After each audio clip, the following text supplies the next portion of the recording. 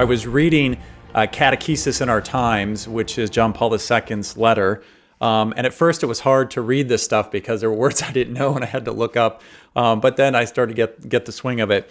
So I was reading about catechesis. What's that mean? It means to echo, and it means to echo the truths of the faith. And so that we're supposed to teach the faith faithfully, correctly. So I was reading this, and it talked about what you do in the family. And it said the family's catechetical activity has a special character, which is in a sense, irreplaceable. It's like, okay, family is very important.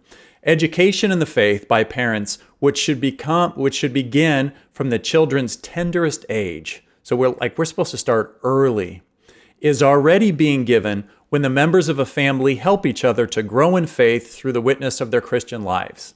A witness that is often without words, but which perseveres through a day-to-day life lived in accordance with the gospel. And I read that and I was like, okay, so we need to live our faith in Christ. We need to be good, right? We need to be nice. Which is kind of a lame definition of catechesis, but that's what I had at the time.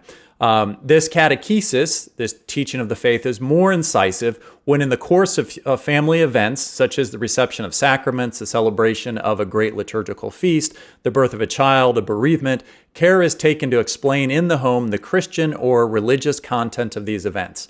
And I thought, great, that's what we're doing. Like if something comes up and we can talk about how the faith applies to it, we're good, right? And then I read these next lines and they cut me to the quick.